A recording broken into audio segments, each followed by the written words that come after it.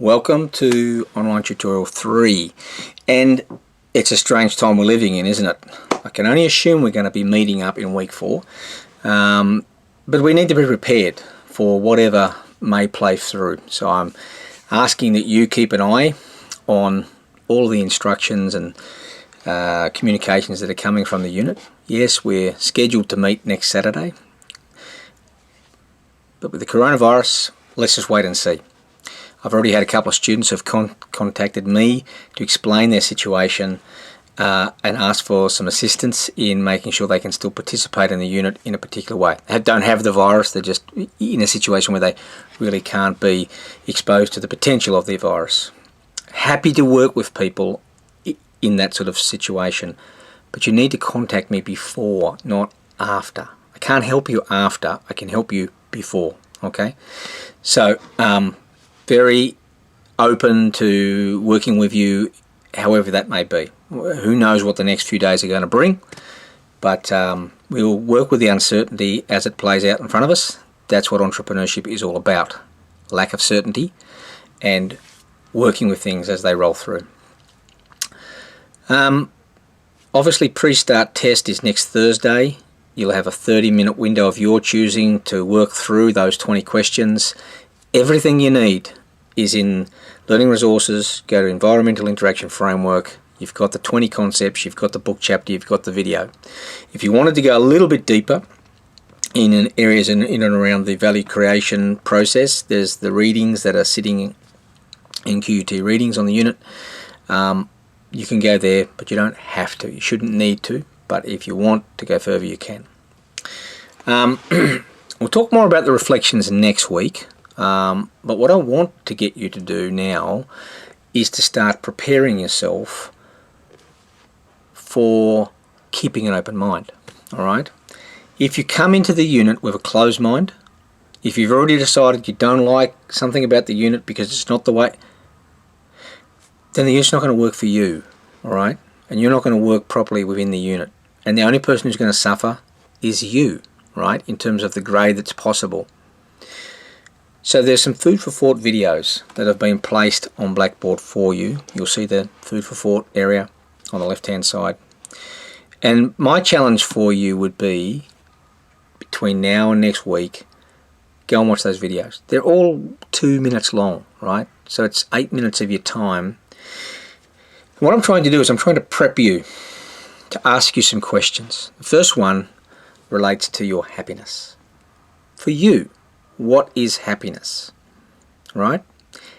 There's a lot of philosophical musing which will occur in this unit, because entrepreneurship really is a very subjective thing, especially when it comes to the inputs, your motivations, your aspirations, your anticipation of what might be possible.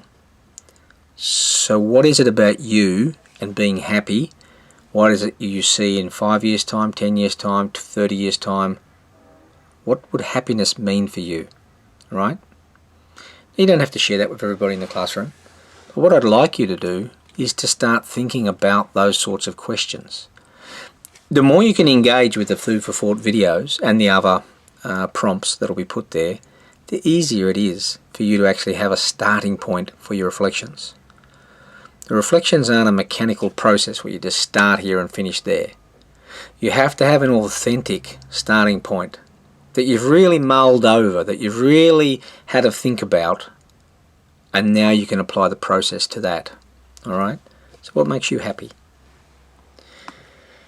There's another little video there. There's another 3 videos which are from Alan Watts. It's a very interesting Buddhist philosopher, and it's very interesting. You may have already seen some of these videos because they're quite popular online. What's really interesting about them is that the audio was taken from a lecture that he did in 1968. 1968. Not many of you guys were born in 1968. So they're very old thinking, right? But they have a beautiful application to your current life and the challenges that you have.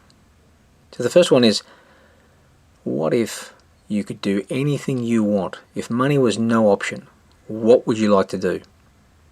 So think that through. If you never had to worry about money again in your life, what would you actually want to spend your life doing, right? The next one is the perennial challenge of living life fully, now. It's so challenging for us all. You know, you start going to school and someone says, if you do well this year, you'll be able to get into that subject next year. And if you do well in that subject, you'll be able to have an opportunity for this. And if you keep it, and there's always something in front of you. If you do well this year, you'll something next year. Actually, life doesn't work like that. We don't just keep waiting for the year. If there's something in your life that you want to do, go and do it now. Don't worry about next year. Start doing things now. So I want to challenge you with that. Are you living your life now? Or are you waiting for this supposed time that you've been preparing for? Alright? So check out that video. And the other one relates to the real you. Who is the real you? Right? When all's said and done, who are you? Do you know who you are? Now I want you to bring along four words that best describe you to our workshop. 4 words, okay? You don't have to share them with anybody. I suspect most students do share them to the people they end up in a group with and whatnot. But these are the 4 words that best describe you. And if you're unsure, do a little bit of straw poll. Ask your boyfriend, girlfriend, mother, parents, brother, sisters, work friends. Ask them. If you had to use 4 words to describe me, what would they be? If you had to use 2 words, doesn't really matter. And maybe that will verify in your own mind, you know, that what you think about yourself is how other people view you, or maybe there'll be some surprises, right? But I want you to bring along those 4 words, because I'm going to get you to use the 4 words in the first workshop, all right? I'll give you an exercise. Because what we're trying to do is trying to get you prepped so that you can go and do this reflections. 40% of the units are based on your reflections. And you need to, 1, follow the process, and you need to have a proper starting place. If you just start reflecting, imagine if I said to you now, if I gave you something to reflect on, and I gave you 2 seconds to think about it. 2 seconds. Why is the sky blue? Alright, reflect on that now. You haven't had time. All you're going to give me is just some surface level observation. But maybe we give you something to reflect on in that first workshop, and we give you a week, 2 weeks to go away and think about it. And in the background, you've got that other voice that you've been entertaining. If money was no option, what would I really most like to do? Given that that would make me happy, and I'd love to step forward and live life fully now, and I've got this sense of who I actually am. So there's a little bit of method in the madness here. These 4 food for thought stimulations are designed specifically to prep you, to get you asking interesting questions about yourself, so that when we get to the process of reflecting, you're in the right mood, you're in the right mindset, you've already started entertaining something that's a bit below the surface of your everyday thinking, and you're ready to go. Alright? That's the most important thing, that you're ready to go.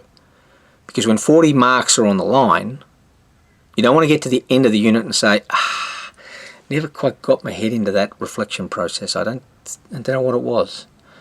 You want to say, I get it. I know what that process is. I know how to engage in it. And I've been thinking about this and I'm ready to go. Alright?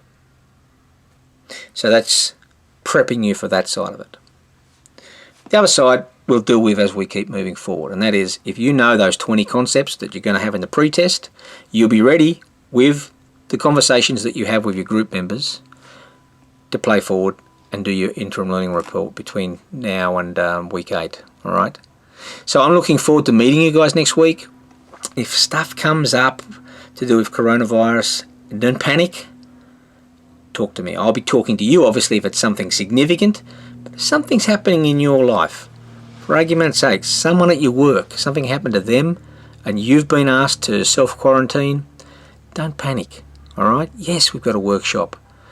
But there's lots of different ways to make sure that you're able to participate in that. As an example, I'm expecting that there'll be plenty of people in the class who are going to be challenged in one way or another about being able to sit down face to face with other people. So we will create some online community spaces where groups can work in an online capacity, all right? So we're already thinking through those types of solutions to potential problems. So don't panic. Just share with me any issues that you might have and we'll deal with them as they come up. Looking forward to meeting you all. Until then, go and check out the Food for Thought.